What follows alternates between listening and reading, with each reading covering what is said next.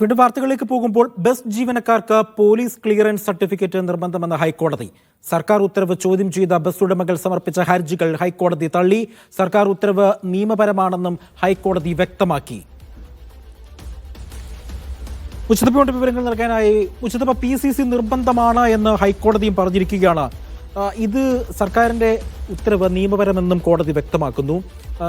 ഏത് സാഹചര്യത്തിലാണ് ഇത്ര ഒരു ഹർജിയുമായി ബസ് ഉടമകൾ ഹൈക്കോടതിയെ സമീപിക്കാനുണ്ടായ സാഹചര്യം?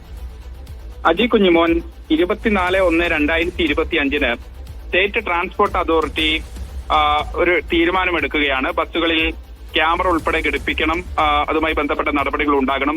പിന്നാലെ 28/4/25 ക്യാമറകൾ ഉൾപ്പെടെ ഇത് വേണമെന്നും ഒപ്പം തന്നെ അതുമായി ബന്ധപ്പെട്ട് പോലീസ് ക്ലിയറൻസ് സർട്ടിഫിക്കറ്റ് നിർബന്ധമാക്കുന്ന ഒരു ഉത്തരവ് സംസ്ഥാന ട്രാൻസ്പോർട്ട് അതോറിറ്റി ഒരു ഉത്തരവിറക്കി. ആ ഉത്തരവ് പ്രകാരം ഇത് നിർബന്ധമായിരുന്നു. ആ സാഹചര്യം പക്ഷേ ബസ് ഉടമകളും ബസ് ജീവനക്കാരും ഉൾപ്പെടെ വലിയ പ്രതിഷേധമുയർത്തി. മാത്രമല്ല, ബസ് ഉടമകൾ ഒരു പടി കൂടി കടന്ന് ഹൈക്കോടതിയെ സമീപിച്ച് ഈ ഉത്തരവ് റദ്ദാക്കണമെന്നുള്ളതായിരുന്നു അവരുടെ ആവശ്യം.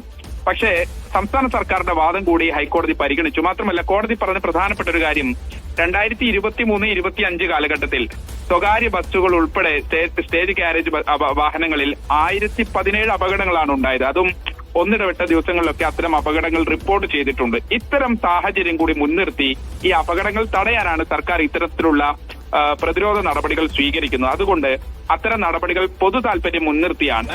അതുകൊണ്ട് സർക്കാർ തീരുമാനം ശരിയാണ്. ആ തീരുമാനത്തെ പോലീസ് ക്ലിയറൻസ് നിർബന്ധമാണ് ജീവനക്കാർക്ക്, ബസ് ഡ്രൈവർക്ക്, ബസ് കണ്ടക്ടർക്ക്, ബസ് ക്ലീനർക്ക്, ഇവർക്ക് പോലീസ് ക്ലിയറൻസ് സർട്ടിഫിക്കറ്റ് നിർബന്ധമാണ് എന്നുള്ള സർക്കാർ ഉത്തരവ് നിയമപരമാണെന്നാണ് ഹൈക്കോടതി നിരീക്ഷണം. ശരി മുസ്തഫ.